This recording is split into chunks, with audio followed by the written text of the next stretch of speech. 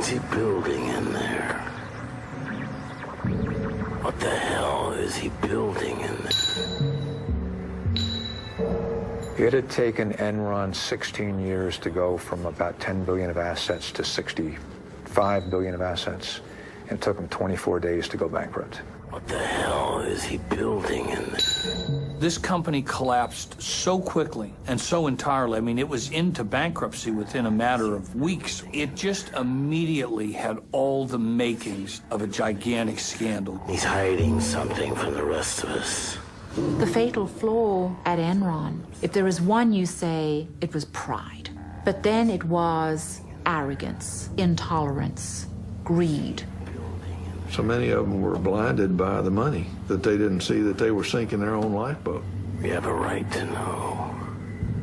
It just got hungrier and hungrier. Sooner or later, they were doomed to go off that cliff at 90 miles an hour. It's astounding that they got away with it for so long. In reality, Enron was a house of cards. What we didn't know is that the house of cards had been built over a pool of gasoline. It all sort of became smoke and mirrors. Committee will come to order. This is a case of America's largest corporate bankruptcy. The question here is what happened, who was responsible for it happening, and what can we do to prevent this sort of thing from happening again? I think the Enron story is so fascinating because people perceive it as a story that's about numbers, that it's somehow about all these complicated transactions. But in reality, it's a story about people, and it's really a human tragedy.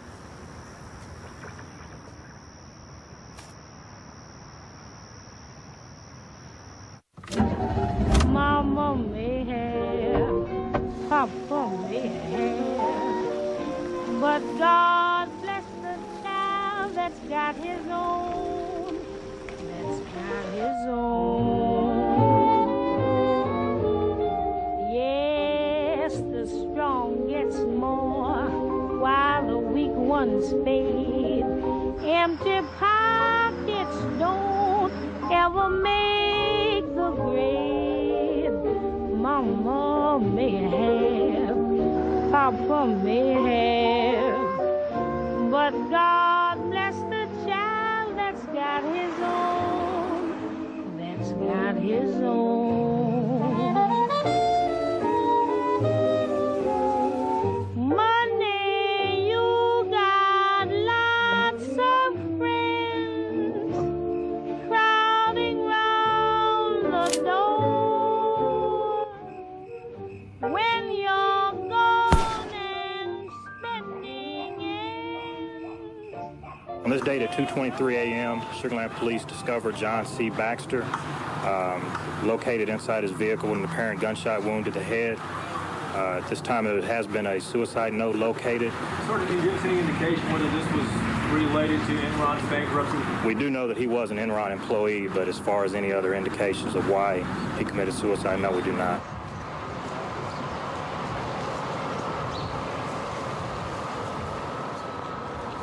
Mr. Skilling, let me touch on something that's sort of sad, and that's, of course, the suicide of Cliff Baxter. And you mentioned he was your best friend in your opening statement. Before he died, did you have many conversations with him? Yes. And were any of them relative to Enron? Yes. There's no one that knew Cliff toward the end that didn't realize that he was heartbroken by what had happened. And Cliff came over to my house and he said, they're calling us child molesters. He says that will never wash off. But Mr. Skilling, you don't believe that. I don't believe what? You don't believe that the press and everybody calling Cliff Baxter or yourself or anybody on the board of directors denigrating or tainting you, you don't think it's accurate. It's what you're saying to us here today. I do not believe I did not do anything wrong that was not in the interest, and all the time that I worked for Enron Corporation, that was in the interest of the shareholders of the company. Ultimately, who was responsible for the downfall of Enron? Only a few years ago, Enron was the nation's 7th largest corporation, valued at almost $70 billion. Pundits praised the company as a new business model. This trading floor was manned by America's best and brightest, charting the futures of energy and power. And high above each with a private staircase, Ken Lay and Jeff Skilling had built their own plush staterooms. They were known as the smartest guys in the room, captains of a ship too powerful to ever go down. In the Titanic, the captain went down with the ship. In Enron, it looks to me like the captain first gave himself and some friends a bonus, then lowered himself and the top folks down in the lifeboat, and then hollered up and said, by the way, everything's going to be just fine. Like Skilling, Ken Lay said he hadn't done anything wrong. Word with you real quick, we're seeing it. Really not this morning. Thank you. Beyond the financial issues, some suspected a political conspiracy. Enron had been the largest corporate contributor to the first presidential campaign of George W. Bush. This is not a political issue. It is a business issue. You know, Enron had made contributions to a lot of people around Washington, D.C. And if they came to this administration looking for help, they didn't find any. To say no help here is like I did not have political relations with that man, Mr. Lay. What about the fact that George W. Bush calls Ken Lay Kenny Boy? That's my nickname for my husband, which he overheard. So it wasn't original with the president? Certainly wasn't. According to published reports, your husband earned about $300 million in compensation and stocks from Enron over the last 4 years. What happened to all that money? It's gone. It's gone. There's nothing left. Fuck, Will. This is the shredded evidence we got that came out of Enron. We very quickly determined that the insiders had sold off $1 billion of their stock in the preceding several months. Did you convert stock worth $66 million? I don't know, but I don't. Would that be surprising to you to learn that you did that? No, that would not be surprising. Mr. Fasto got only $30 million in stock proceeds from Enron, but he took another $30 million out with his side deals. I think there was just an immediate sense of outrage at Lay and Skilling and Fastow when people realized how much they had profited and how completely artificial the appearance of this company had been. News of shredding at Enron raised more questions. What answers were lost in the torn documents? 20,000 employees had lost their jobs. $2 billion in pensions and retirement funds had disappeared. Was Enron the work of a few bad men or the dark shadow of the American dream?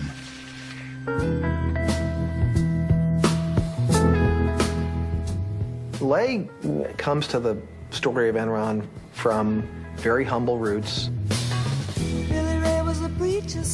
My father was a Baptist minister, and he was ordained a Baptist minister while I was very young, probably 2, 3 years old. Ken Lay was a Baptist preacher's son in a family that had been poor all its life. And he, throughout his life, worked several jobs as a kid, and clearly had in mind that things could be better and wanted things to be better and had a huge ambition to make wealth for himself. He told a story later about sitting on a tractor dreaming about the world of business and how different it could be from the way things were for him and his family. Lay was a PhD in economics, and he became very early on a real apostle for deregulation. He was way ahead of the curve on this. He was thinking about energy markets that would be deregulated, and in particular, a natural gas industry that was shackled by deregulation. And he pushed aggressively in Washington to change all of that. Who could ever reach me was the son of a preacher man. In Washington, Lay became part of a new crusade to liberate businessmen from the rules and regulations of government. Government is not the solution to our problem. Government is the problem. The societies which have achieved the most spectacular, broad-based economic progress in the shortest period of time are not the most tightly controlled, not necessarily the biggest in size, or the wealthiest in natural resources. No, what unites them all is their willingness to believe in the magic of the marketplace. That old black man has me in its spell. The magic power of deregulation pushed Ken Lay to found Enron in 1985. Through a merger of vast networks of natural gas pipelines, Lay thought Enron would be poised to take advantage of the government's decision to let gas prices float with the currents of the market. Ken Lay had a view of deregulation from the standpoint of all the money that he thought could be made. Ken Lay wasn't alone. A couple of Texas oilmen shared his views on how to get government out of the energy business. I think they could sort of understand each other. It was, professional courtesy between a sidewinder and a timber rental snake. Lay was closer to the father, but while he was governor of Texas, George W. Bush was only too happy to make phone calls for Ken Lay. This absolutely has no precedent. This is by far and away the most important major relationship of a presidential family with a single corporation in American history. When Rich Kinder, one of Enron's executives, left the company, Lay arranged for a video Valentine. Rich, I've been asked to think of one thing I could say to you on your departure from Enron, and it'd be this. Don't leave Texas. Well, Rich, you have been fantastic to the Bush family. I don't think anybody did more than you did to support George. And of course, at this stage in my life, and Barbara's too, that's what really matters, your family and your friends. Early on, George Bush Sr. helped secure billions in government subsidies for Enron International. And he helped promote Lay as deregulation's ambassador at large. Enron is a company that deals with everyone with absolute integrity. We want people to leave a transaction with Enron thinking that they've been dealt with in the highest possible way as far as integrity and truthfulness. He always wrapped himself in the cloak of moral rectitude. But there was one episode early on that raised questions about whether he was actually walking the walk. This was the Enron oil scandal, also known as the Valhalla scandal.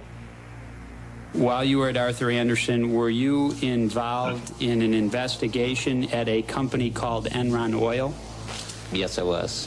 The issue with the company in 1987 involved the misappropriation of monies by two traders. In 1987, two oil traders made bets for Enron on whether the price of oil would rise or fall. Oil trading is like gambling. Sometimes you win, sometimes you lose. But Enron Oil always seemed to win, much to Ken Lay's delight. I tried to explain to Ken Lay the tremendous risk that you have in that market. You can lose 10 times your original investment. A veteran trader, Mike Muckleroy, was suspicious of Enron Oil's steady, high profits. Well, this oil trading business had profits that nobody could really understand, and in fact that many of Ken Lay's lieutenants questioned. They said this business can't be making this much money legitimately. Something weird is going on. Something weird was going on. The first hint came from an anonymous tip about the president of the company, Louis Bourget. Bourget had taken some $3+ million of corporate funds and put it in a personal account of his. There were offshore accounts, phony books, and a trail that led from the company's treasurer, Tom Mastroeni, to a mysterious Lebanese speculator no one could find, M. Yass. What name did you suspect that was? My ass, and M. Smart. I said, that's Maxwell Smart. I mean, these guys are playing games. Bourget and Mastroeni were summoned to Houston. First, they presented falsified bank records to Enron. Then they admitted they had diverted company profits to personal accounts.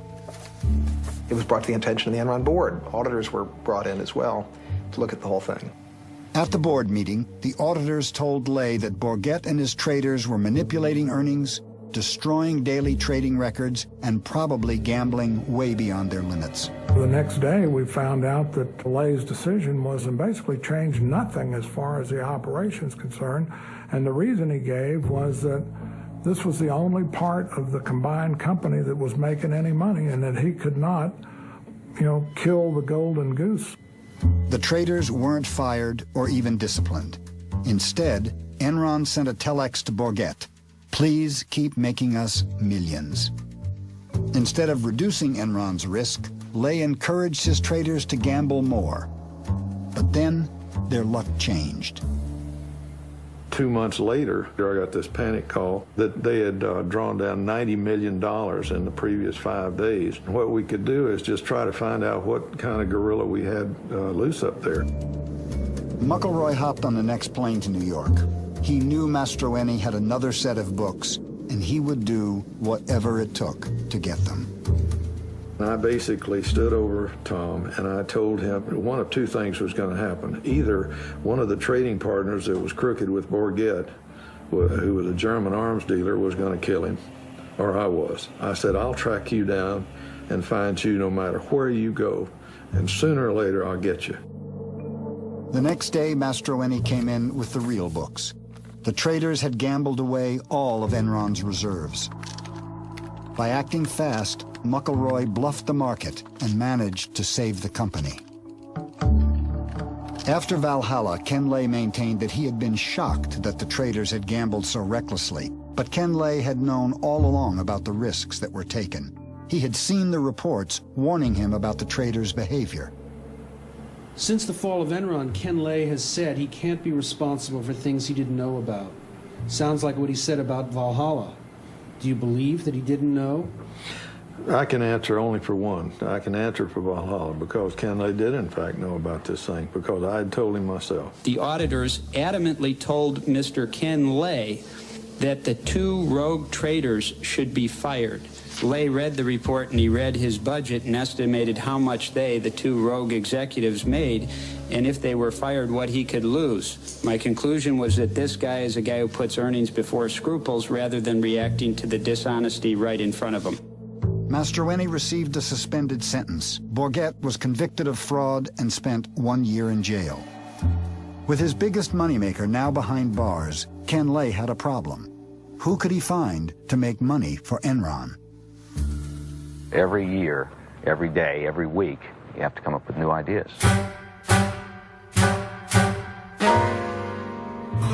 I'm going straight to the top. Whoa. Ken Lay saw in Jeff Skilling the guy who had the answer to what the future of the natural gas business was supposed to be. Ken Lay is also a guy who considers himself a visionary, and he liked other people he thought of as visionaries. He liked people with big ideas, and Jeff Skilling was a person with the biggest ideas of all. Jeff Skilling's biggest single idea was to find a new way to deliver energy. Rather than be bound by the physical flow of the pipeline, Enron would become a kind of stock market for natural gas. It was a magical new idea. Transform energy into financial instruments that could be traded like stocks and bonds. So that was the one good idea. In 1992, using that good idea, we became the largest buyer and seller of natural gas in North America. Jeff was like the prophet. He came in and said, there's a whole new world out there. Forget about this pipeline stuff, you know, the stayed pipeline in the ground and gas in and gas out. We can recreate this entire industry. An attorney from Vinson & Elkins, Amanda Martin was one of the first executives hired by Jeff Skilling and became part of his inner circle. The excitement was palpable. You cannot imagine how proud we all were to be there. And then, of course, we had a leader who imbued us with a sense of confidence that if we were smart, anything could be accomplished. And then the bottom line, we began to make money. And that in and of itself was a reaffirmation that this could be big. Skilling saw the opportunity to build an industry new and to start a business from scratch, but he had one specific condition that had to be met before he'd join Enron, and it was that he'd be allowed to use a certain kind of accounting known as mark-to-market. Arthur Andersen signed off and the SEC approved it. I remember walking in and going, what's going on? And Causey and everybody, I mean, everyone was so excited, and in came the champagne, and we'd got mark-to-market accounting treatment. And I often think about how clear my memory was about that event. And that was the beginning of a major cog in the downfall, ultimately, of Enron. Mark-to-market accounting allowed Enron to book potential future profits on the very day a deal was signed. No matter how little cash actually came in the door, to the outside world, Enron's profits could be whatever Enron said they were. Very subjective. And very it left it open to manipulation. And they were saying that we're going to sell power out of this power plant in 10 years for X dollars per kilowatt. And there was no way anybody could prove that they could do it. Well, hey, good Rich, morning. how are you? Finally, Good to great, see you. Jeff. Yeah. Good Morning, to Rich. see Todd. Sit down. We've been working hard on this, and we've really pulled out all the stops. Look what we got. Origination. We did $20 million last year. We think we can do $120 million this year. Trading. We did $10 million last year. We think we can do 64 this year. This is the key. We're going to move from mark-to-market accounting to something I call HFV, hypothetical future value accounting. Whoa! If we do that, we can add a gazillion dollars to the bottom line. Whoa, Jeff! All right, that sounds fantastic. Oh, Jeff, thank you. That's just superb performance. And you're going to go far, my boy. Probably president of the company one day. You think so? I think. He really believed that the idea was everything, and that when you came up with an idea, you should be able to book the profits from that idea right away. Because otherwise, some lesser man was taking the profits from the idea that some greater man had come up with in the past. When Jeff Skilling applied to Harvard Business School, the professor asked him if he was smart. He replied, "I'm fucking smart."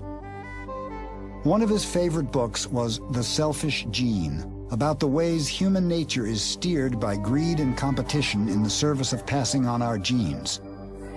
At Enron, Skilling wanted to set free the basic instincts of survival of the fittest. Jeff had a very Darwinian view of how the world worked. He was famous for saying once in Enron's early years that money was the only thing that motivated people.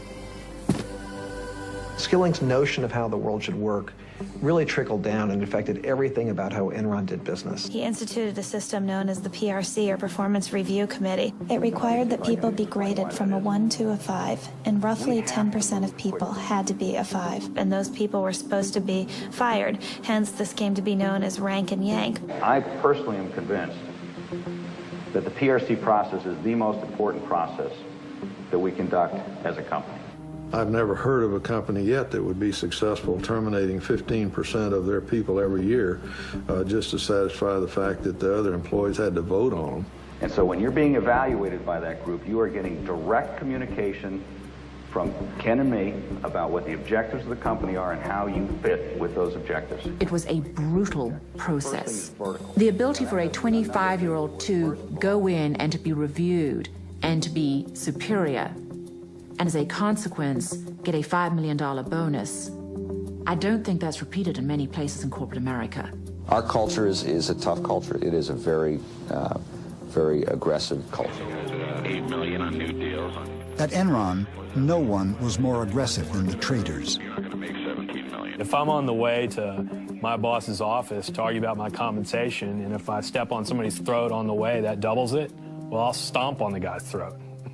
You know, that's how people work. On the trading side, we got to be the biggest, baddest house in town. And by necessity, if you wanted to be in the market, you had to deal with Enron. Try to reconcile your big numbers here. Enron's traders were like the super powerful high school clique that even the principal doesn't dare to rein in. They had become the major engine of at least reported profits at the company. They took Jeff Skilling and Ken Lay's belief in free markets and turned it into an ideology. But they pitch it almost as a new economic religion.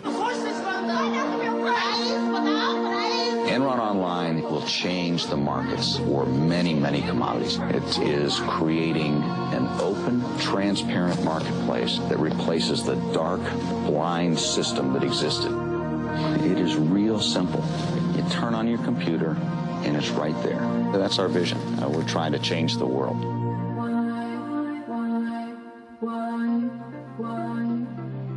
I think Jeff Skilling had a desperate need to believe that Enron was a success. I think he identified with Enron. He proclaimed at one point, "I am Enron." The other thing about people at Enron is a lot of them were former nerds, and including Jeff Skilling. He had been paunchy, he had big glasses, he losing his hair, and Jeff Skilling one day kind of woke up and decided to change himself. And he started working out, lost a lot of weight, but he really did remake himself through sheer will and force of personality. When Jeff got LASIK on his eyes, everybody at Enron got LASIK, so nobody was wearing glasses. I think Jeff Skilling is really a tragic figure in a classic sense of the word. He's a guy that people describe as incandescently brilliant, but he's also a guy who is radically different than he at times portrays himself. He's portrayed himself as somebody who has very tightly monitored risk. In reality, he's a gambler. He gambled away huge sums of money before he was 20 years old by making wild bets on the market. To Jeff Skilling, risk was glamorous. He was a huge risk taker. He actually talked about wanting to go on trips that were so perilous that someone could actually die.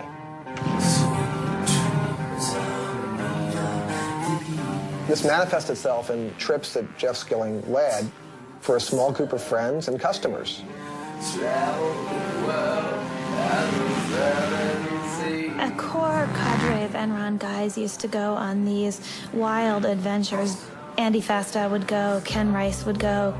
The trips were legend. You know, we can sit and think about what strange insecurities they were trying to overcome, but it made them feel good as men.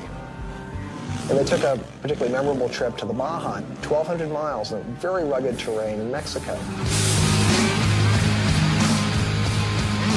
This is a trip where people crash bikes. Ken Rice was on the trip and he busted a lip and required a bunch of stitches.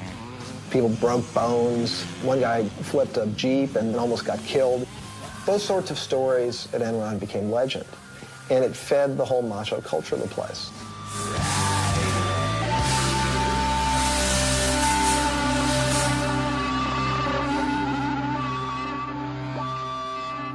Jeff Skilling had a way of describing people that he liked. He said, I like guys with spikes. He liked somebody with something extreme about them. Ken Rice was one of the men with spikes, was the salesman of the group. Very amiable, fun, man's man, and was the guy out selling deals to energy companies. In the case of Cliff Baxter, the company's chief deal maker, he was extraordinarily talented at just doing a deal, but he was a manic depressive. Baxter was a very bright guy, very blunt, would tell Skilling whatever he thought, was closest to Skilling personally than anyone else at the company. There was a guy named Lou Pye, who was a key Skilling lieutenant, helped build the trading business in the early years, went on to run Enron's doomed effort called Enron Energy Services. What was the job of EES as you ran it? It was to sell energy services to end users, industrial end users. Lou Pye is the guy that Skilling tapped to run the EES business because this was so important to the company and to Skilling's future. He called Lou Pye my ICBM. And Lou Pye dispatched his enemies with incredible skill. And if that meant leaving bodies behind him, Skilling was certainly fine about that. Not feeling anything? Lou Pye was kind of a mysterious figure. He's kind of like the invisible CEO. For a while, he was located on the 7th floor. And there was this long office, and it was all glass and closed. And you would walk by there, and it was just almost all the time it was empty. Details didn't interest Lou Pye. Only two things seemed to motivate Pye: money and the peculiar fascination with strippers. For Pye, it was all about the numbers. 1, 2, 3, 4. 1, 2, 3, 4, 5, 6, 1. He was there every night after work, and he usually brought some of the traders along with him. He spent quite a lot of money there as well, much of it charged to the Enron expense accounts. There were rumors that he brought strippers up to the trading floor. Almost everyone knew the story. The story is that because he's kind of a mild, soft-spoken, almost meek individual, that maybe the strippers didn't even believe he was the CEO. So he took him up to his office, and I guess they put on a little show for him there. 1, 2, 3, 4, 5. One night he was at a club, and one of the guys said, Lou, all the rest of us are single. We don't have any problem, but how do you keep your wife from smelling the stripper's perfume on you? And Lou said, oh, I've got a secret. So I stop in at a gas station on the way home, and I spill a little gasoline on myself, and it kills the scent. So the other guy shot back and said, but Lou, doesn't your wife then think you're fucking the gas station attendant? In the context of Lou Pye, everyone was horrified. The pall fell over the table because Lou Pye was not a man to trifle with. 2 days later, The guy who told the joke, as Enron legend has it, was dispatched to Calgary, Canada. Lou Pai lost all interest in running EES as soon as the numbers got high enough. I netted approximately $100 million. But I don't know if that number's accurate, plus or minus 20 million. And he actually left Enron with more money than anybody, $250 million, because he sold all his stock in Enron after he got a divorce from his wife in order to marry his stripper girlfriend who had had his child. His exit from Enron was as mysterious as his presence there. Just sort of one day, we all learned that Lou Pai was no longer the CEO of EES. Though Lou Pai flew away from Enron with $250 million, the divisions he left behind lost a total of nearly $1 billion. But Enron managed to disguise that fact. Lou Pai became the second largest landowner in Colorado. It was the number. It was always making those numbers and looking, it was, to me, the real mythology is high school mythology, that, you wanted to be the most popular guy on Wall Street and you were going to do whatever you had to do to stay there. And Jeff understood those rules better than I think anyone else.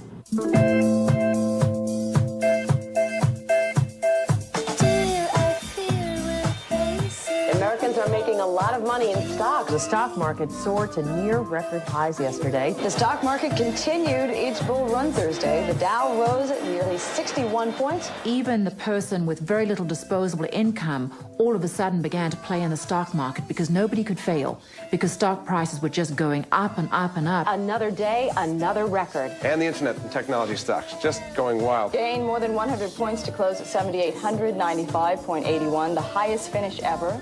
It was a time where we had the biggest bull market in the history of the world. Ken Lay was right there acting as a cheerleader. Obviously, our stock has been doing very well. I think there's a fairly good chance we could see this stock price double again over the next year to 18 months.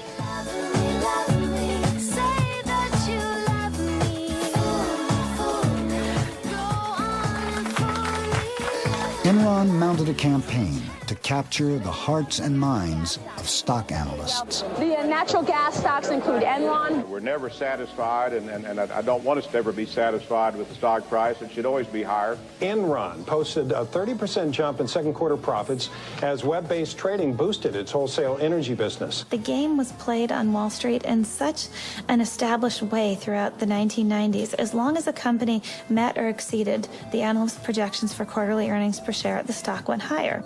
The game was called pump and dump. Top execs would push the stock price up and then cash in their multi-million-dollar options. People at Enron got paid in large part through stock. Everyone had a huge stake in seeing the stock price go up. And it was driven very clearly by the profits every single quarter. They were exceedingly conscious of that. Skilling was, and everyone else in the company was.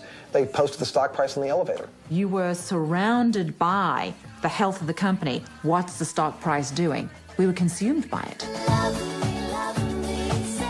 This company was fixated on its stock price and fixated on a massive public relations campaign to convince the investment community that they were new, different, innovative, almost heralding a new era of corporate enterprise. Come work for us.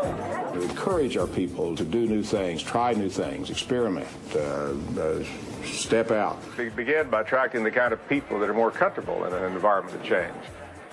You know when you work for Enron, you're going to see the newest thinking. You're going to see the newest markets opening up. Enron Online, a fabulous, fabulous story. Probably put on. They were so good at their acting that they convinced corporate America that they were smarter than anyone else. Alan, with our sincere thanks and admiration, we are pleased and indeed honored to award you the Enron Prize for Distinguished Public Service. Our business continues to grow up 25%. They continued to sell the company as being a very stable place where it could predictably increase profits 10 to 15% a year. In fact, to get to those numbers, Enron was doing all sorts of questionable things, taking enormous risks. We like risk because you make money by taking risk. Gotta take time to do new things. Every top gotta move. Do what you wanna do. Who to tell you not to? By all accounts, Enron was soaring. Be afraid no matter who you are, no matter who you be. But in reality, profits weren't going up. They were headed in the opposite direction. Enron had vast natural gas operations all over the world. They had cost billions to build, and most were performing terribly. But in other places in the world, in India, great quarter and great year in India. Phase 1 of the bowl is in operation, generating power. Phase 2 is financed and is under construction. My experience indicated there were certain places that you assiduously stayed away from, and one of them, as an example, was India. They built this power plant in India. Nobody else would do that at the time. They were terrified of investing in India. Enron did it, and did it in a big way. But Enron had failed to see something basic. India couldn't afford to pay for the power Enron's plant produced. Now, Dabhol is a ruin. Though it lost $1 billion on the project, Enron paid out multi-million-dollar bonuses to executives based on imaginary profits that never arrived. Where was the real money going to come from? Of course, the pressure was enormous. You had to come up with the next idea that would break through. Failure was not an option.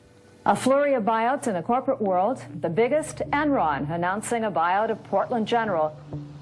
The merger with PGE put Enron in the electricity business, and Portland General's position on the West Coast gave Enron access to the newly deregulated market of California.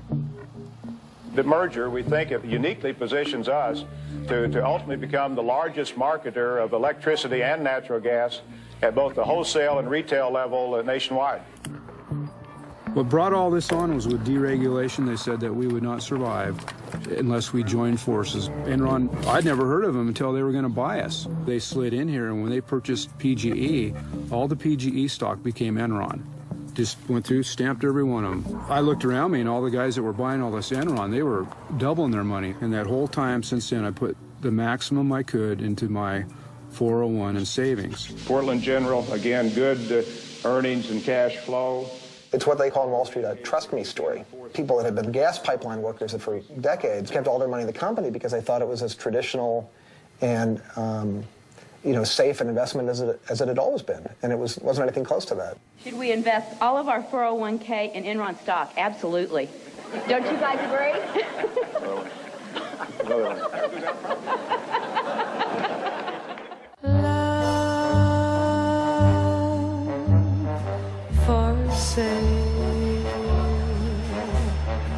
Enron is a big winner today. One of the things that fascinated me was that almost all of the Wall Street analysts who covered Enron had buy ratings or strong buy ratings on the company's stock. Why were the analysts blinded to the company's deceit?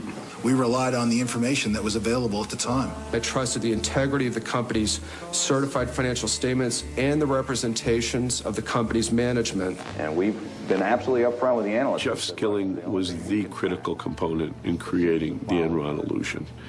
Time and time again, when we had a question to the sell-side analysts that they couldn't answer, the response was, I'll give Jeff a call. I'll run this by Jeff.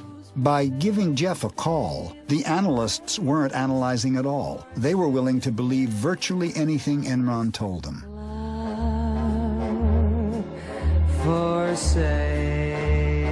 Most of the analysts right now have the target price on us from $100 to $115 a share. Any analyst who didn't buy the company line became an enemy of Enron.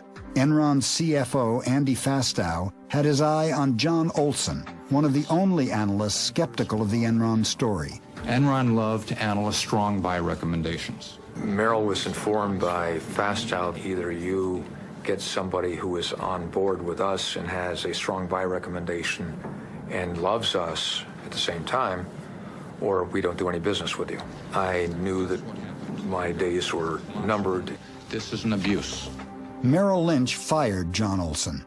Soon after, Fastow rewarded the bank with 2 investment banking jobs worth $50 million. Analysts were routinely getting large bonuses from the investment banking departments to bring in investment banking deals. Once that happens, never was heard a discouraging word. While Enron's stock kept rising, its businesses kept losing money. Looking at the soaring stocks of the dot-coms, Skilling decided to take Enron into cyberspace. We're now in the process of seeing if we can create a bandwidth trading market. Enron is using its knowledge of trading gas to barter other forms of energy, even space on the information superhighway called bandwidth. Ken Rice has worked at Enron for 20 years. Enron has found a way to stay ahead of the curve. From 7 p.m. to 7 a.m., we're paying for bandwidth that we are not using. Why? Why? One of our themes around here is to always be asking why. Why something's done a certain way or why it's not done a different way. There's our market. Why can't we sell the bandwidth to other companies? Make it a commodity, like a pork belly.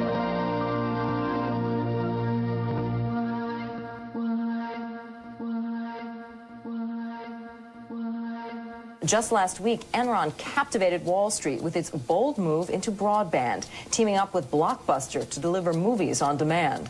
It was like being at a religious cult meeting. People started jumping up from their seats with their cell phones and their BlackBerries, running out to the halls to call their bosses. One analyst summed up his recommendation to investors in one word: wow. Enron's stock soared 34% in 2 days.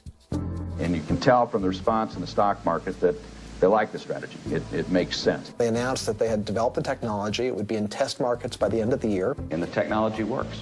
The quality is great, and the customers like it, so we've made a lot of progress. The truth was that Enron was just struggling with the technology for video on demand. The technology didn't work, and the deal with Blockbuster soon collapsed. But with the magic of mark-to-market, Enron used future projections to book $53 million in earnings on a deal that didn't make a penny. By the end of the year 2000, Enron was running out of ways to make the broadband business look successful. They'd tried every trick in the bag to try to create the illusion of a business where there was none, and the people who were working there were getting increasingly desperate. The executives started selling their stock. By Enron's collapse, Ken Rice had sold $53 million. Ken Lay had sold $300 million. Cliff Baxter, $35 million. Jeff Skilling, $200 million. As the fraud is perpetuated, all the various lies and artifices begin to convince the ringmaster, if you will, himself, that it's this own bizarre reality. And in fact, the fraud is the reality. The perception is the reality. And as long as you can keep the perception going on, it really isn't a fraud. You spoke about bandwidth trading. What about weather options or futures? How is that market developing? Yeah, we have a market in weather. When Enron announced its latest plan to trade weather, people wondered whether it was good science or science fiction. Did the weather guys get punished here if the weather is wrong? I mean, they're predicting. Do you have any whip marks on your back there, Mike? Well, it's unfortunate. That's a good call. Jeff, as time went on, had a harder time admitting things were wrong. And I have to believe that, when the lights went out at night, he knew what was coming.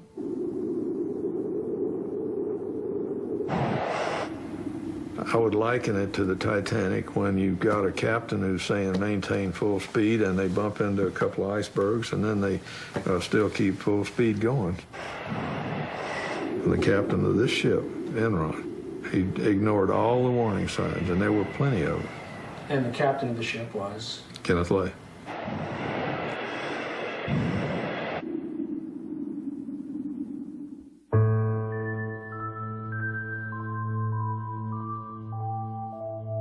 One of the bloodiest days in Wall Street history.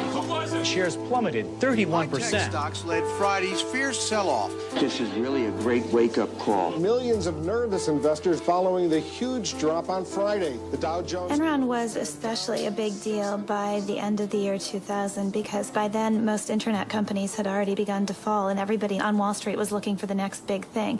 And here you had Enron, which appeared to be this shining star of a new economy company. Its stock price went up 90% in the year 2000 and had gone up over 50% the year before that. It was an it stock on Wall Street, one of those companies that can seemingly do no wrong. We were the poster child for the new economy. We had this culture that had a lot of focus on reminding us how good we were. And as that culture emerged, then we get to Fortune magazine telling us we were the most innovative corporation in America. Then we really began to feel good about ourselves. Well, you all did it again. Enron was just recently chosen again for the 6th year in a row in the most admired company survey by Fortune magazine as the most innovative company in America. Well deserved. Well deserved. The sales pitch still sounded good, but one investor saw something in Enron's numbers that the stock analysts had missed.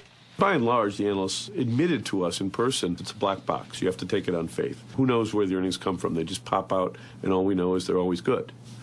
And I kept pointing out, well, yeah, isn't that the whole point of if it's a black box and it's there to fool you, the numbers are always going to be good until they're not. I'm not a beat reporter, so I would have had no reason to look at Enron, but Jim Chanos mentioned to me that I should take a closer look at Enron's financial statements, and it wasn't clear from Enron's financial statements that there was fraud here, but what was clear is that something didn't add up. In March 2001, Bethany McLean, a reporter with Fortune magazine, first raised questions about Enron's financial condition. She asked a simple question in the article that no one could seem to answer. How exactly does Enron make its money? You got very upset at her, didn't you? I very specifically remember the telephone conversation that I had with the Fortune reporter. She called up and started asking some very, very specific questions about accounting treatment on things. I am not an accountant, and I could not answer them. He became really, really agitated. He said that people who raised questions like this were just trying to throw rocks at the company, and that I was not ethical because I hadn't done enough homework. And if I had done enough homework, I would understand how off-base my questions were. Mr. Skilling, it appears as if you were trying to bully someone who was asking very basic questions about Enron. I said to her, I have got 6 minutes left before I have to be in a meeting, and I can't get into the details, and I'm not an accountant. And she said, well, that's fine, we're going to do the article anyway. And I said, if you do that, I personally think that's unethical. No. And the next day, our chief financial officer and our chief accounting officer flew to New York at Enron's expense to sit down, not with the editors, but to sit down with the reporter on that story and help her understand the questions that she was asking.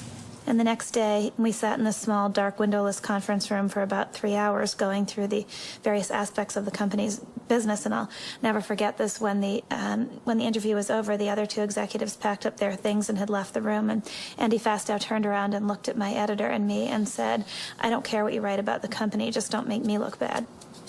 And Fastow had good reasons for not wanting to look bad.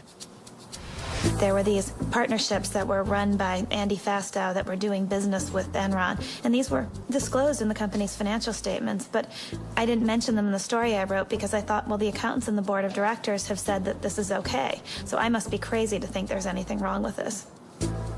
The story I ran was actually pretty meek. The title was, Is Enron Overpriced? But in the end, I couldn't prove that it was anything more than an overvalued stock, and I was probably too naive to suspect that it was anything more than that. And was her article critical? Yes, it was. Fortune magazine article that's out, the headline is Enron stock overvalued? The gist of the article is that Enron is sort of a black box, which, sorry, it's true. I mean, it's just difficult for us to show people the specifics of how money flows through, particularly the wholesale business. The entire reason that this analysis was done by Fortune magazine is because Business Week had a favorable article about Enron the week before. And there's this competition that the news magazines have, where if one says something good, the other one has to come and find something bad. So I think that was kind of the genesis of it. So the criticism, I think, is kind of ridiculous. When Bethany McLean at Fortune started analyzing cash flows, and she had this wonderful article saying, take a look at first quarter, second quarter, third quarter, and end of year cash flows. There's a reason she didn't invest in Enron, because the financials didn't make sense. But you have to be willing to say that the emperor doesn't have any clothes, and This emperor was pretty powerful. We are going to unveil this morning a new corporate vision. Okay, you ready? 1, 2, 3. How's this? It's really hard to know when Enron first crossed the line into outright fraud, but there isn't any doubt about who the guy was who led them there. It was a protege of Jeff Skilling's by the name of Andy Fastow.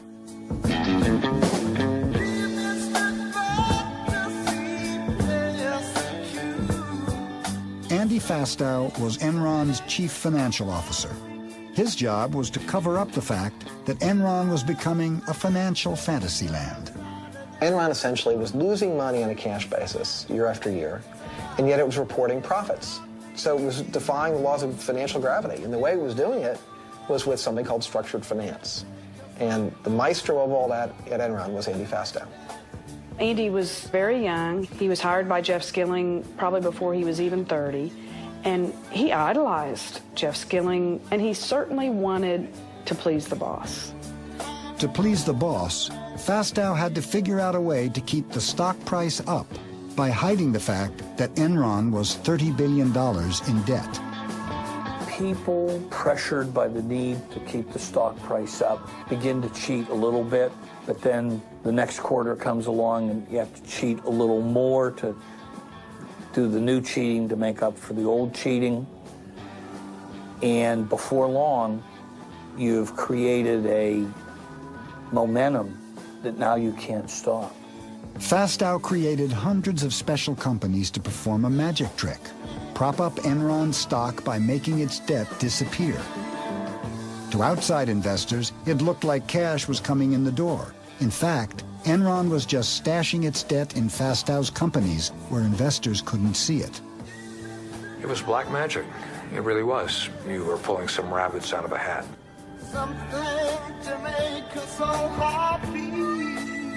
They could bury debt, they could bury losses. Many of the companies had exotic names: Jedi, Chuko, Raptors. LJM was Fastow's most ambitious creation. It would work magic for Enron, and it would allow Fastow to conjure $45 million for himself. Andy, in many ways, was someone we all knew didn't have a strong moral compass. It's almost like Jeff Skilling said, okay, we're hitting some troubled times. Let's set up Andy so we can fill the earnings holes when we need to, knowing that Andy would probably skim a little bit off each transaction for himself. There's a body heat kind of angle to this, you know, where Skilling is Kathleen Turner and Andy is William Hurt. You know, in the end, he got suckered into helping all the executives meet their earnings. What I wish, in retrospect, I wish I'd never heard of LJM.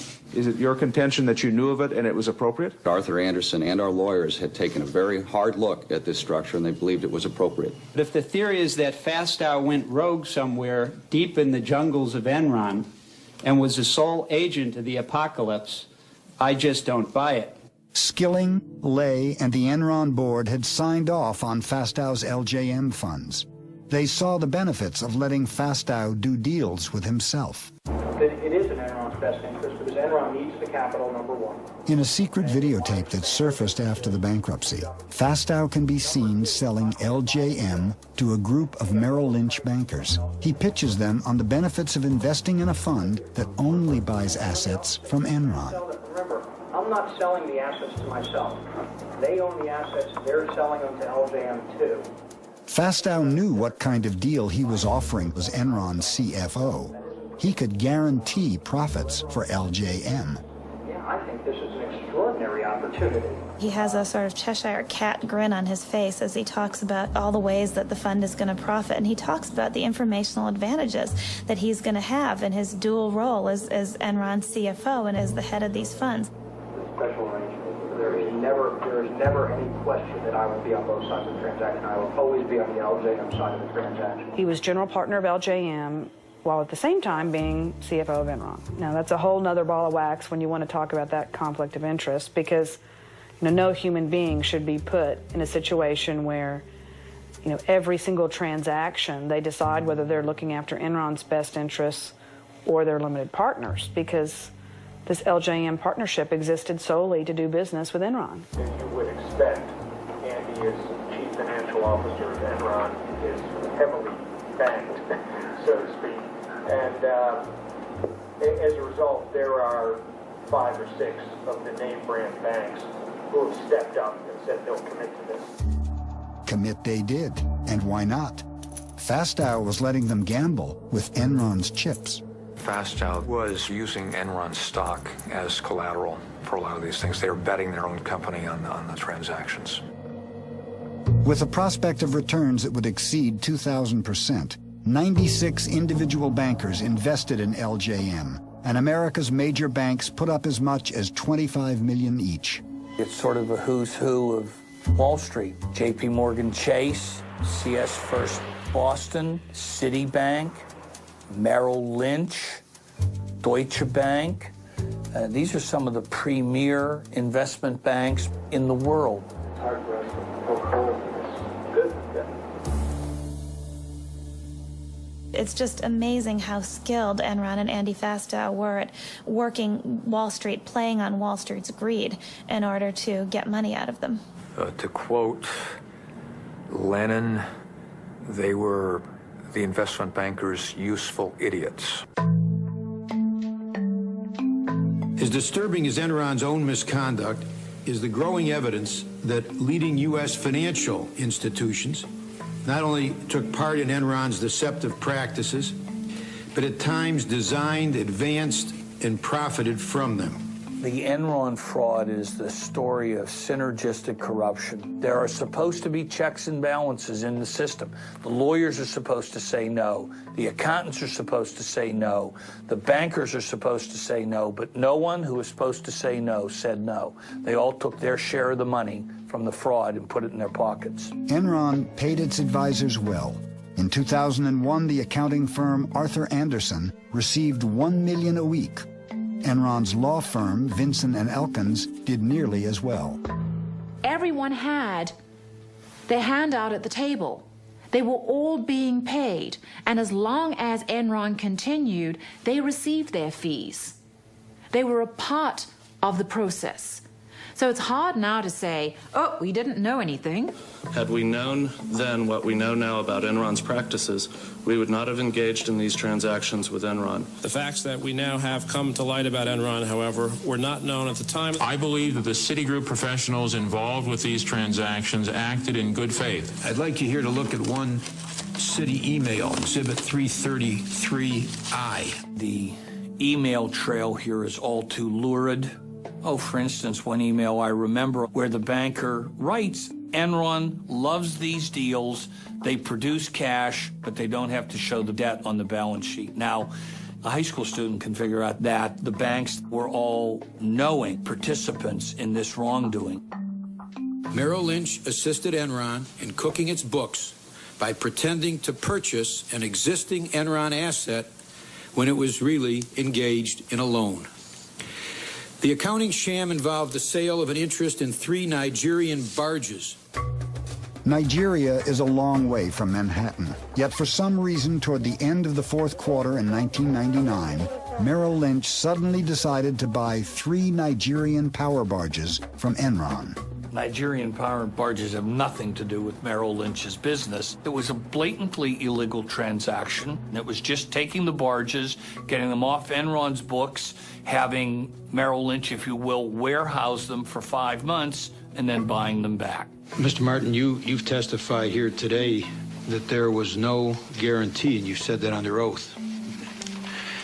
Here's a document saying that the head of your whole division here was going to confirm that understanding.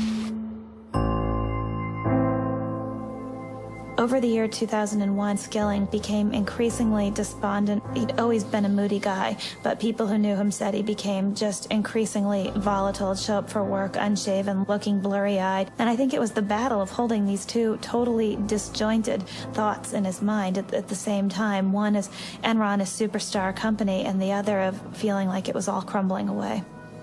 The first cracks in Skilling's public image appeared in a conference call with analysts in April 2001. And then Jeff Skilling took questions. And about midway through the session, there was a questioner who was sort of aggressively wondering out loud why it was that Enron, as a financial services company, in effect, could not release a balance sheet with its earnings statement like most financial institutions do. You're the only financial institution that can't produce a balance sheet or a cash flow statement with their earnings.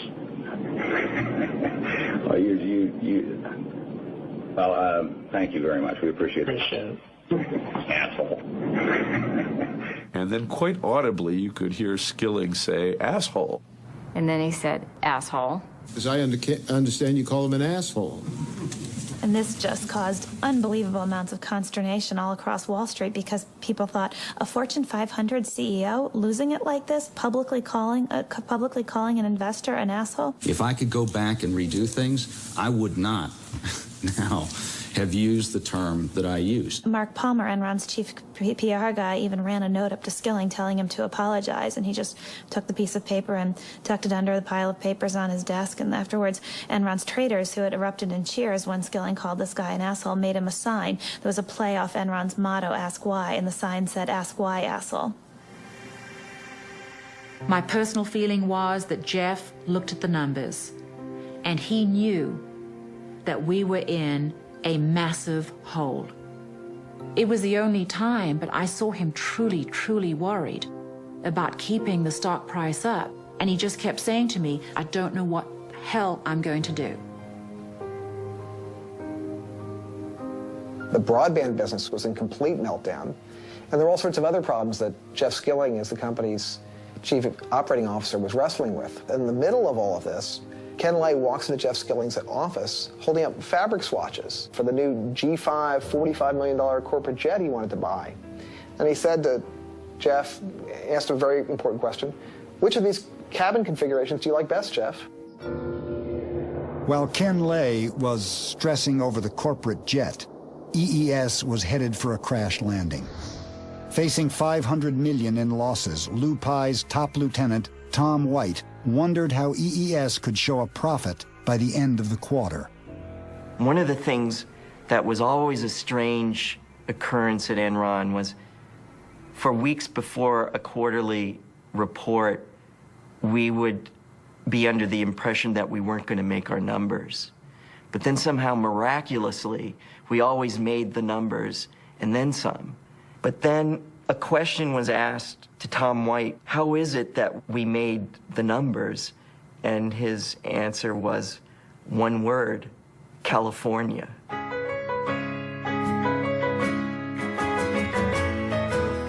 California, here we come. The first clues to Enron's new strategy hit California with a jolt. It started at noon, rolling across the state. Sacramento, San Francisco, Beverly Hills, Long Beach, San Diego. 26,000 miles of California power lines, enough to circle the earth. But for the second day in a row, not enough electricity for America's largest state and the world's sixth largest economy. The first thing we heard about this energy crisis is, well, our lights are going to go off in the middle of winter when we're using half the electricity we normally use during the summer. The Bay Area got hit by not one, but two rolling blackouts today. We only need 28,000 to 30,000 megawatts in December. We have an installed capacity in California at the time of 45,000 megawatts. Plenty of power to meet our electric demand. Of course, we had blackouts in December. The people who control California's power grid say once again they're worried about having to black out the northern half of the state. When the rolling blackouts started in California, there was definitely a lot of excitement in the air. It was something new. It was something that hadn't been encountered before. It was, how is this event going to affect the price of power? Controlled rotating outages are being implemented. I knew that there was illegality going on. I could feel it, I could smell it, I could sense it, and there was no other explanation. Because the numbers just didn't add up. We had enough power in California. It was never about lack of supply. When I ran for governor in 1998, not one human being asked me about electricity. This thing kind of came out of the woods as far as I was concerned, and I was trying in the early days to learn what was happening, how we could fix the problem. California was selected by Enron as the prime place to experiment with this new concept of deregulated electricity. Reducing electricity costs is only one benefit from choice and competition. In 1996, under pressure from energy companies, Governor Pete Wilson and the California legislature passed a bill allowing for the deregulation of electricity.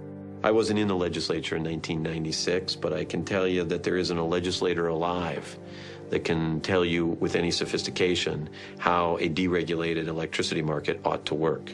Not a one. California's deregulated system was a bizarre compromise between legislators and free market advocates. The rules were complicated and hard to follow. Inside Enron, California's system was little more than a joke. And once in place, Enron made sure that the joke would be on California. And I remember the conversation I'd had with Ken. At the end of it, he says, well, Dave, old buddy, let me just tell you, it doesn't matter really to us what kooky rules you Californians put in place. I got a bunch of really smart people down there who figure out how to make money anyhow. One of the smartest guys at Enron was Tim Belden, who ran the West Coast trading desk. Tim Belden was a fervent believer in the idea of free markets, and as such, he spent hours poring over the new rules for the deregulation of California's energy industry, looking for loopholes that Enron could exploit to make money. He found plenty. After the bankruptcy, a confidential memo surfaced revealing the names of Belden's strategies to game the California market. Wheel out, get shorty, fat boy. Recently, audio tapes of the Enron traders were discovered. What do you want to call this project? I have a catchy name for that. How about, something friendly like Death Star?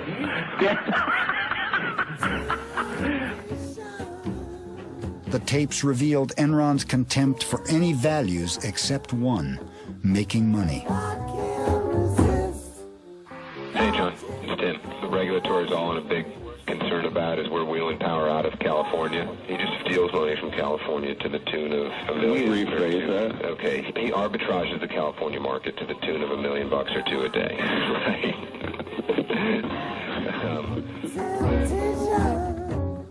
An arbitrage opportunity has been defined to me as any opportunity to make abnormal profit. So an abnormal profit would be returns above and beyond the norm. I was told that a good trader is a creative trader, and a creative trader is a trader that can find arbitrage opportunities. One of those opportunities was called Ricochet.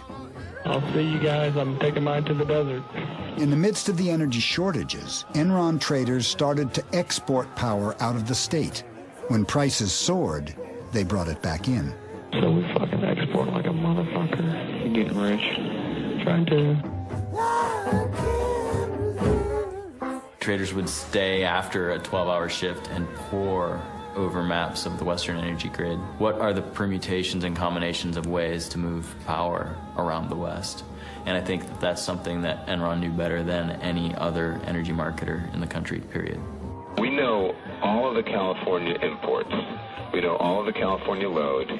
We're getting pretty spoiled on with this money. You said you were getting a little scared. We're making a little too much, and I tend to agree with you. These are two traders, Traders.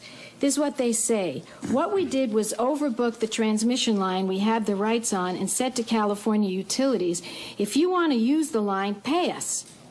By the time they agreed to meet our price, rolling blackouts had already hit California, and the price for electricity went through the roof. Did you have any knowledge that this was happening? The only thing that I'm aware of, Senator, is there was a difference of opinion on the rules of the independent system operator. It was just set up. The rules weren't quite clear. We have traders here from Enron who were saying they did something wrong, but you don't see anything wrong. I have one last question, and then I am done. Traders soon discovered that by shutting down power plants, they could create artificial shortages that would push prices even higher. Hey, this is David up at Enron. There's not much demand for power at all, and if we shut it down, could you bring it back up in 3 or 4 hours? Oh, yeah. Why don't you just go ahead and shut her down then, if that's okay? Okay. When you see 2 or 3 energy companies with 30-35% of their entire capacity down for maintenance on a single day, and As a result, the price of electricity skyrocketing 300 or 400%, and then a week later someone else does it up in Northern California. You begin to believe something's not smelling right here. I want you guys to get a little creative, okay, and come up with a reason to go down. Like a forced outage type thing. Right. Those guys, at the flip of a switch, could just yank the California economy on its leash whenever they wanted to, and they did it, and they did it, and they did it, and they made so much money. The heart of it is that an industry that went for 100 years, from the days of Edison, built the best electrical system in the world, sold the power at reasonable prices to consumers, and was very reliable, was all of a sudden turned into a casino. These strategies made some money for Enron, but the real money was made by betting that the price of energy would go up. It did, and the West Coast traders made nearly $2 billion for Enron. There's nothing wrong with the capitalism. There's nothing wrong with the free enterprise. You can't treat electricity like you treat oranges. It's the lifeblood of society. It can't be stored. You can't turn these people loose and let them just have a, quote, free market, because a free market is goddamn expensive to customers. There would be ample supply available at the right fucking price. Oh, sure there would. It wasn't just Enron. Every company traded according to the rules that California put up there. And we're in the future of Enron. And we're fucking making $500 million for Enron. Can you believe that? Yeah. We'll definitely retire by we're 30. We're talking about a commodity that normally trades in the $35 to $45 range. High prices are when it gets in the 50s. Or $1,000. Prices aren't going to stay at $1,000 forever. It weeds out the weak people in the market. Get rid of them, and you know what? The people who are strong stick around. The Enron traders never seem to step back and say, wait, is what we're doing ethical? Is it in our best long-term interests? Does it help us if we totally rape California? Does that advance our goals of nationwide deregulation? Instead, they sought out every loophole they could in order to profit from California's misery. Temperatures in California are hitting higher than 100 degrees, fueling wildfires and fears that California's strained power grid could once again near collapse. What's happening? There's a fire under the core line. It's derated from 45 to 2100. Burn, baby, burn. That's a beautiful thing. I was never comfortable on the trading floor at Enron. And if I had questions, I didn't ask them because I didn't want to know the answer. I didn't want confirmed what I suspected might be true. That what I was doing was, in fact, unseemly, or was at least unethical, if not worse. Why did the traders do what they did? Was it their multi-million-dollar bonuses? Or had Enron found a way to exploit the darker side of human behavior? In the early 60s, Stanley Milgram tried to figure out what characteristics there were of evil people. Was there an evil strain, or could normal people do really bad things? And so he set up this experiment. In the experiment, he had an actor playing an experimental subject and a real experimental subject. You want to step right in here, learner, and have a seat there? They went into this room, and he had an experimenter say, we're going to see if mild electric shocks will help people memorize lists. Incorrect. You'll now get a shock of 75 volts. Oh. Soft hair. He kind of did some yelling in there. The Milgram experiment has a lot to say about Enron, because I think people lost their sense of morality. Like Milgram, once you accepted the idea that behaving inhumanely was okay, you could do anything. And the shocks increased with the number of mistakes that they made. I can't stand the pain. Let me out of here. Can't stand it. I'm not going to kill that man there. The subject, the real subject, is begging the scientist-looking person to stop too, and the scientist only says, the experiment requires that you continue. Please continue. Go on, please. You accept all responsibility? The responsibility is mine, correct. Please go on. In a way, Skilling was almost like the guy telling those people below him that it was okay to up the power. 420 volts. California's electric utilities may have to pull the plug on millions of customers. It's the fucking coolest thing I've done in a long time. Yeah. Holy fuck, yes. You gotta love the West. Oh. 435 volts. During the height of Wednesday's blackout, fire crews had to free people trapped in elevators. All those money you guys stole from those poor grandmothers of California? Yeah, Grandma Millie, man. But she's the one who couldn't figure out how to fucking vote on the butterfly ballot. Now she wants her fucking money back for all the power you charged right up her ass. 450 volts. Yeah, they're out there having fun in the warm California sun. We must continue. Go on, please. You're going to keep giving what, 450 volts every shot now? That's correct. Continue. It's kind of hard to say, well, we should be, you know, we shouldn't do this even though it's allowed because, you know, I mean, that's what we do. Right. The best that could happen is fucking an earthquake, let that thing float out to the Pacific and put them fucking candles. 450 volts.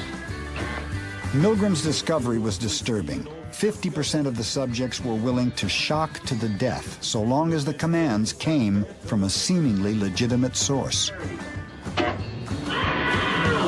Yeah, they're out there having fun in the warm California sun. Tonight I'm declaring a state of emergency in California to give the state the authority and the resources to keep the lights on in California. The governor, who's been basically capitulating to the demands of the energy companies and the utility companies, needs to put his foot down. We wanted the governor to send in the state police or the National Guard to seize control of the power plants and put them back online. And I thought we didn't have to take over every plant. We really only had to take over one, because then they would know he meant it. I'm going to get the $9 billion back that Enron, Dynergy, and Reliant stole from us and get it back to you. Despite what the people in California think, Enron's making money despite California, not because of California. The year-long energy crisis would cost the state of California $30 billion. The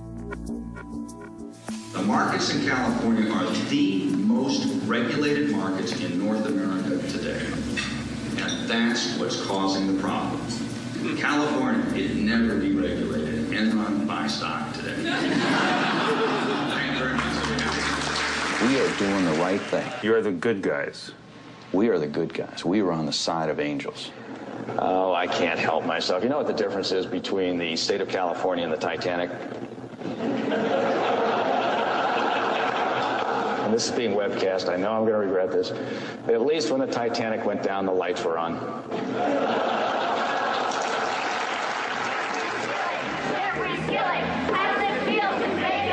A top executive at one of America's biggest power companies received a raucous welcome in San Francisco tonight. Protesters heckled Enron CEO Jeffrey Skilling outside and inside during his appearance at the Commonwealth Club. One of the protesters even brought a blueberry pie and delivered it herself. $132 million is what he made. We have a 50% hike in utility rates. Consumers in California are angry, and they should be. And if we had anything to do with this, then we are the stupidest people in the world. I work for an organization. Every day people call saying they can't pay their electricity bill. Millions of dollars off in California. When the tidal wave of public anger started to grow, Ken Lay flew out here and convened a meeting of friends, and I guess he had a little more foresight than we did. He invited Arnold Schwarzenegger, brought them together at the Peninsula Hotel, and had a lunch meeting. The notes from that meeting really still have never surfaced, but we know that Ken Lay's pitch was, we've got to stay the course with deregulation, and the market will correct itself and everything will turn out fine. Now, at the time, we didn't understand really why he was so concerned, but now we do. The fact is that Ken Lay was out here because he understood that Enron itself was a house of cards, and if deregulation were to collapse, that Enron itself would collapse. But Ken Lay had a trump card. In the midst of the energy crisis, his friend George W. Bush became president. I, George Walker Bush, do solemnly swear. I, George Walker Bush, do solemnly swear. Ken Lay's going to be Secretary of Energy. Get out of here. No. How great would that be for all the players in the market? It'd be great. I'd love to see Ken Lay be Secretary of Energy. Ken Lay did have easy access to the Bush administration. On April 17th, he met with Vice President Dick Cheney. and strongly argued against the imposition of federal price caps in California. We're doing everything we can to help in California on a short-term basis. There's not a lot you can do. You can't manufacture kilowatts in the West Wing of the White House. We're fighting with both hands tied behind our back. We no longer have the power to stop this. If the federal government doesn't help us, we're a dead duck. At the time, Gray Davis was a likely candidate to run for president. Ken Lay knew that might give his friend George Bush a political reason to oppose California's appeals for federal price controls. They know full well my administration's belief that price controls will not solve the problem. His view was that the federal government really shouldn't get involved. This is California's problem. And I'm saying, with all due respect, Mr. President, our law said the federal government regulates this. So it is your problem. And you make appointments to the Federal Energy Regulatory Commission. So we had a polite but spirited discussion on that. And he says, I just can't be of help to you on that. As I said from the very beginning of my administration, we'll work to help California in any way we can. And the best way we can is to be good citizens. FERC, the federal agency which regulates energy in America, refused to intervene. What was FERC doing, and why was it not taking action? The chairman of FERC was Pat Wood, the man Ken Lay had personally recommended for the job. It was easy for FERC to do Enron's bidding because all they had to do was do nothing, which they did very well. Federal regulators are being pressured to act by the now Democratic-controlled Senate, where hearings... A Democratic Senate forced FERC to impose regional price caps. That ended the energy crisis, but not the political one. Did Ken Lay and George Bush have a political agenda to blame the energy crisis on Gray Davis? Hello? It's one of those only in California stories. The state's unpopular governor, Gray Davis, beset by an ailing economy and a $38 billion budget deficit, faces possible recall.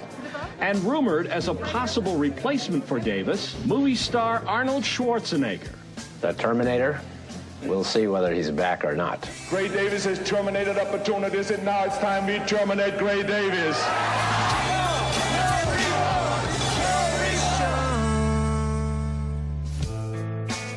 Could I predict a phony energy crisis as a result of deregulation? Yes. Could I predict that Arnold Schwarzenegger would be our governor as a result of deregulation?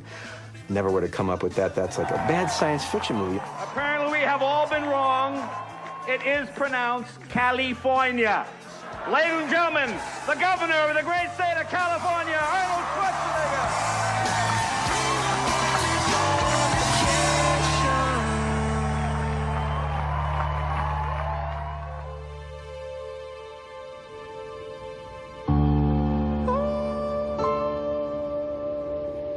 We could just hear rumbles all the way up and down Main Street here and all throughout the city that things were very difficult at Enron. One guy who a year before had come to me and said, I'm working for Enron, I was very excited, but within a year was waking up every night with nightmares. I've got no life left, and I feel like I'm being consumed by this company. As doubts began to surface about the company and the erratic behavior of its CEO, Enron's stock began to fall. I remember one of the most poignant meetings I'd ever had with Jeff. I had left Enron, and I had come over to talk about whether or not I would return to Enron. I said, Jeff, you've got a real problem. The traders, they will cut your throat if they think it will get them to the trough sooner. Jeff was silent. And he looked out the window, and he looked back at me and he said, yeah, Amanda, you're most likely right. By the end, the traders ran Enron. You know, the inmates had taken over the asylum. All through the summer, the stock continued to decline. There was a buzz that a major announcement was going to take place, but we all thought that Ken Lay was leaving Enron and that he had been asked by the Bush administration to join his administration. But that wasn't the case at all. It was Jeff Skilling announcing that he was stepping down as a CEO, and that took everyone by surprise. No one could believe that. CEOs generally don't just resign out of the blue without a well-orchestrated PR campaign beforehand to pave the way so there's no disruption, there's no questions, there's no front-page stories, which of course is exactly what happened. It was at that point that I knew the architect of the disaster knows that it's crumbling and the rat is leaving the sinking ship. 2 days later, I met with him and Ken Lay, as I had informed the company that I was going to downgrade the stock on Skilling's resignation. I asked Jeff Skilling, are there any more shoes to drop? Have we seen the worst of it? And I was concerned about the energy crisis that was occurring in California. Well, Skilling convinced me that it was for personal reasons. I left his meeting feeling sort of emotional because of the concern that he seemed to be showing about the relationship he had with his family. He appeared to be distraught. And I remember saying to an investor, if he's not telling the truth, then it's a good thing he quit his day job because he needs to go to Hollywood. I left Enron on August 14, 2001 for personal reasons. Mr. Skilling, a massive earthquake struck Enron right after your departure. And people in far inferior positions to you could see cracks in the walls, feel the tremors, feel the windows rattling. And you want us to believe that you sat there in your office and had no clue that this place was about to collapse. On the day I left, on August 14th, 2001, I believe the company was in strong financial condition. I think he was smart enough, and he didn't even have to be that smart. He had seen documents that I think predicted the future. I think he was smart enough to think, I can get out now, and this company isn't going to collapse for a year, maybe a year and a half, so I won't get the blame. It was working fine when I left, guys. After Skilling resigned, Enron's chairman, Ken Lay, took over as CEO.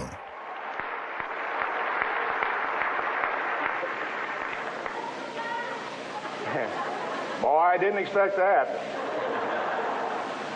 But thank you. Thank you very much. Well, I'm delighted to be back. I'm sorry Jeff did resign. It was a stunning announcement that he was stepping down as the CEO. And I think the flags started going up at that point for everybody. We are facing a number of challenges, but we're managing them. Indeed, I think the worst of that's behind us, and the business is doing great.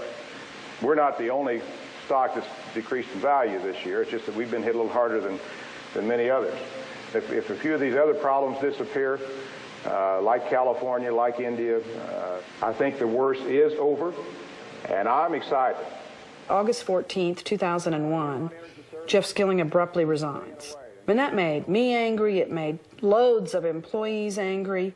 I mean, there was a real sense of betrayal by the employees. I mean, this was, you know, Jim Jones feeding us the Kool-Aid and then deciding not to drink it himself. The day after Skilling resigned, Sharon Watkins sent a letter to Ken Lay. We will begin with Ms. Watkins. I am Sharon Watkins. Would you identify your counsel for the committee? Yes, my counsel is Mr. Philip Hilder. When you hear the story for the first time, it's unbelievable. What Sharon was telling me was more than accounting irregularities as such. I mean, it was a massive fraud of enormous proportions. In mid to late June of 2001, upon the resignation of Cliff Baxter, I went to work directly for Mr. Fastow. It has evolved to the corporate crime of the century. I was highly alarmed by the information I was receiving. What Sharon Watkins discovered began the unraveling of Fastow's complex partnerships. Andy put me in charge of this asset listing, and there were about a dozen assets that had been hedged with one of Andy's entities, the Raptors. And so I was working with a spreadsheet, and you know, the math just didn't add up. It didn't make sense to me. I mean, accounting doesn't get that creative. You know, I couldn't believe that Arthur Andersen had signed off on it. I couldn't believe that so many people were going along. Behind Fastow's partnerships were enormous guarantees of Enron's stock. Fastow had gambled Enron's future on the hope that its stock would never fall. My first reaction was that I should warn Ken Lay. The day after Skilling left, I sent this one-page anonymous letter. But within a week, I was meeting with Ken Lay. I'd identified myself in the hopes of really making my point that Enron needed to address this situation. I mean, companies rarely get away with cooking the books, but when they do survive, it's when they come clean, not when they're exposed from the outside. Ms. Watkins, I went... Ms. Watkins did not talk to me, Senator. Well, Ms. Watkins said Clifford Baxter told her that he met with you repeatedly to express his concern. Cliff and Andy had they didn't like each other. They had a very strained personal relationship, and Cliff's issue had nothing to do with the appropriateness or inappropriateness of the transaction. I'd mentioned Cliff Baxter in these memos. And I remember I made the comment to him, well, you're one of the good guys. You know, you were one of the people fighting against this, and it'd be all right. And he said, oh, I don't think it's going to be all right for any of us involved in this. When I started working on the book with Sharon, I was interested in writing about a whistleblower. People don't really appreciate what she did and the bravery that it took in that company. Andy Fastow would not have put his hands in the Enron candy jar without an explicit or implicit approval to do so by Mr. Skilling. I can't for the life of me see what basis she would have for suggesting that I would know some of that. I mean, how would she know that? And I don't see that it's at all inconsistent that there would be some things I don't know if some people purposely kept me from knowing some things. I felt like I was one lone voice within Enron saying, look, we've committed horrible fraud. And of course, all hell broke loose. Within 6 short weeks, Enron was spinning out of control. Probably in more normal circumstances, I would have had a few more words to say about September the 11th. Just like America's under attack by terrorism, I think we're under attack. And of course, now we've got the SEC inquiry, informal inquiry. The SEC launched an investigation when the Wall Street Journal published articles revealing Fastow's murky deals. Enron announced massive financial restatements. Investors began to worry that billions in mark-to-market profits were really losses. As you can, of course, see, the underlying fundamentals of our businesses are very strong. Indeed, the strongest they've ever been. But regrettably, that's not what Wall Street is focusing on, and I doubt that's what you're focusing on. This inquiry will take a lot of time on the part of our accountants and lawyers and others, but it will finally put these issues to rest.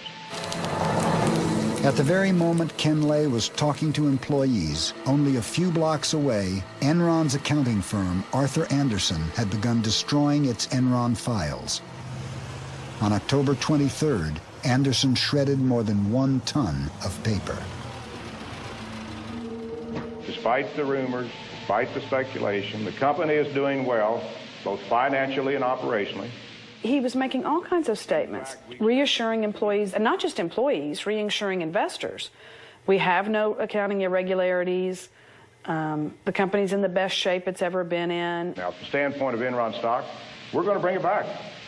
We're going to bring it back. All right, we're down to questions. And I've got a few up here. I would like to know if you are on crack. If so, that would explain a lot. If not, you may want to start because it's going to be a long time before we trust you again. It certainly wasn't clear to anyone at Enron, much less anyone outside of Enron. It wasn't really clear what was going on or what was going to happen. I know there's a lot of speculation about Andy's involvement. I and the board are also sure that Andy has operated in the most ethical and appropriate manner possible. The next day, Andy Fastow was fired when the Enron board discovered that he had made more than $45 million from his LJN partnerships. Question, Mr. Fastow, is how could you believe that your actions were in any way consistent with your fiduciary duties to Enron and its shareholders or with common sense notions of corporate ethics and propriety? How do you answer, sir? Mr. Chairman, on the advice of my counsel, I respectfully decline to answer the questions based on the protection afforded me under the United States Constitution. in many ways, I think he was set up as the fall guy. All of the Enron executives were saying, there's your man, Andy Fastow, he's the crook. You know, he's the one that stole from Enron, stole from LJM, he's the one that cooked the books, go after him. I've thought about this and thought about this, and it couldn't have just been a few executives at Enron that made this happen. If you think of the banks involved, Chase, Morgan, Citibank, the billions in loans, Arthur Anderson. What about Vincent and Elkins, the lawyers that represented us? There had to have been complicity across the board because it was all too easy. All too easy.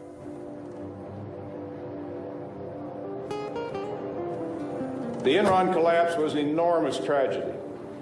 This is a company that had over 30,000 employees, and clearly in a company that size, you have a lot of senior officers that have a lot of authority in which you place enormous trust. Clearly in this case, there was at least one, Andy Fastow, that betrayed that trust. To the extent that I did not know what he was doing, that he obviously didn't share with me what he was doing, then indeed I cannot take responsibility for what he did. I never heard him say I take responsibility for a thing. Sounded to me like the wonderful movie Chicago. I was reminded of the puppet strings and the dancers and the tap dancing and pointing at the gun, the gun, the gun. I mean, everybody's in step but Johnny. I continue to grieve, as does my family, over the loss of the company. Linda and I saw our net worth reduced from several $100 million down to something less than $20 million on a net worth basis. And of course, as you said, about $1 million or less in liquidity. I don't know whether I'd be rather be shot as a crook or as an idiot. I believe the only venue for me is the ride of broken dreams. Oh, you mean the Enron ride? Let's go. Enron hit the national psyche. It hit it as sort of the time-tested lesson, and that is if it looks too good to be true, sometimes it is. We're all gonna be rich! We broke even!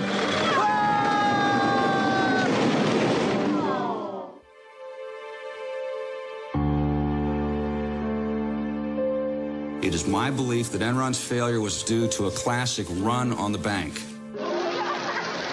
Don't look now, but there's something funny going on over there at the bank, George. I've never really seen one, but that's got all the earmarks of being a run.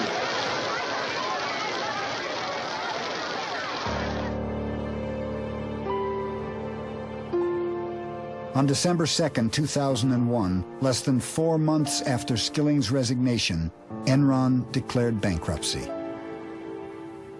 I remember it was just a strange kind of a surreal day. We learned around 9:30 about the bankruptcy and that we were all being let go. We all felt like we were on the Titanic and the last lifeboats had long gone and we were just now on the sinking ship. We had 30 minutes to leave the building, and at that point, it was no longer like being on the Titanic. It was kind of like being on the Lusitania. The torpedo had hit, and there's 20 minutes to get out. There was a lot of disbelief. Very few of the rank and file people ever dreamed that Enron would actually go bankrupt.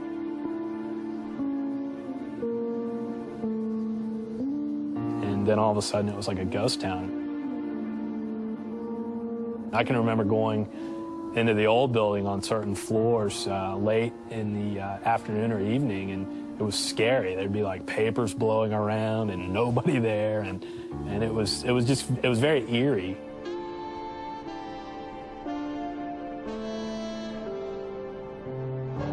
Mr. Skilling, your opening statement was extremely compassionate to the employees.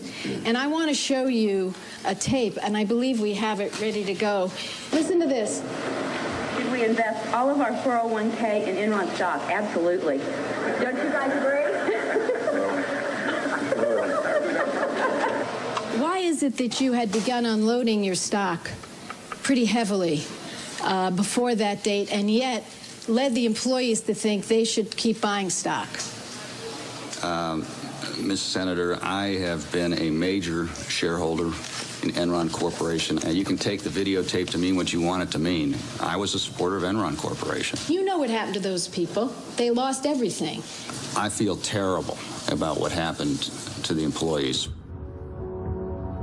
Well, at one time, things were really rosy for us, and we all had some really nice-looking 401ks and pensions, and but it peaked, and then it just started going down and went lower and lower and lower. The peak, I had about $348,000, and I sold it all for $1,200. Was what I got for it when it was done. While Enron's stock was plummeting, the retirement accounts of Enron's rank-and-file workers were frozen.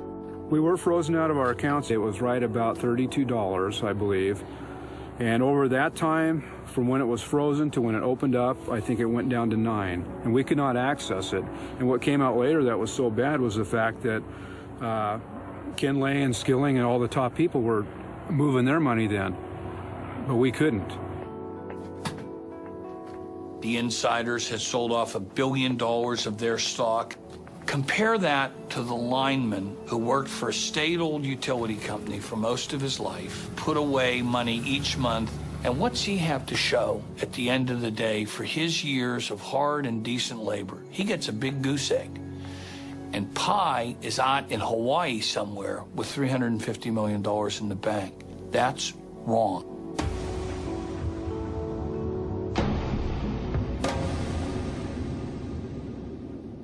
There's still, to this city, a layer of anger and upset. I am still doing counseling 3 years later with some families. With some of those who are most reflective, it's gone to a deeper layer. And they are looking at the corporate culture itself in this country. You know, you can gain the whole world and all the trinkets and all the trophies of the world, the corner office and all the perks. And you really can lose your soul in the midst of this. On January 25, 2002, 7 weeks after the Enron bankruptcy, Cliff Baxter committed suicide. With the media hounding him because he was mentioned in my memos, and the fact that he had been sued civilly because he'd cashed in for about $30 million worth of stock, I guess it all came crashing down on him. I think Cliff's suicide note tells it all. You know, where there was once great pride, now there is none. It's very hard for me to talk about Cliff. We were very close for many years. And he was a wonderful, wonderful man. But a lot of who Cliff was tied up in how he had succeeded at Enron. It is hard to look at your life's work and say, it's failed. But you have to take a long, cold look at yourself and say, who was I? Who did I become? And realize that you may have seen your shadow. Andy Fastow pled guilty to conspiracy to commit wire fraud. He agreed to forfeit $23 million in assets. His sentence was reduced to 10 years in exchange for testifying against other Enron executives. Why Enron? Why not WorldCom or Tyco or Global Crossings? Ultimately, in Enron, the fatal flaw was the sense that brains and wiliness could outthink the way that the system eventually will work. In 2004, Jeff Skilling was indicted for insider trading and conspiracy to defraud investors. Pleading innocent, he paid his attorneys a retainer of $23 million to defend him. Enron should not be viewed as an aberration, something that can't happen anywhere else, because it's all about the rationalization that you're not doing anything wrong. We've involved Arthur Andersen, we've involved the lawyers, the bankers know what we're doing. There's a sense, the diffusion of responsibility. Everyone was on the bandwagon, and it can happen again. Enron's accounting firm, Arthur Andersen, was convicted of obstructing justice. With its reputation for honesty destroyed, America's oldest accounting firm fell along with Enron, and 29,000 people lost their jobs. Enron shareholders are suing Enron and its banks for $20 billion. Ken Lay was also indicted for conspiracy to commit fraud. His attorney maintains that no one has been hurt more by the Enron bankruptcy than Ken Lay. Nice of all they could show up this morning. With today's arrest of Ken Lay, the top echelon at Enron has now been called to account for their crimes. Mr. Lay, you have anything to say, sir? Live later, Dale. Looking at Enron is like looking at the flip side of so much possibility, because like most things that end terribly, it didn't start out that way. It started with a lot of people who thought they were changing the world, and over time they became victims of their own hubris, victims of their own greed, and so it's like taking so much promise and possibility and looking at it in a mirror and seeing the flip side reflected back at you. I think the larger lesson was what Enron asked of its employees, which was ask why. And, you know, I didn't ask myself why enough. I didn't ask managers why enough. I didn't ask my colleagues why enough.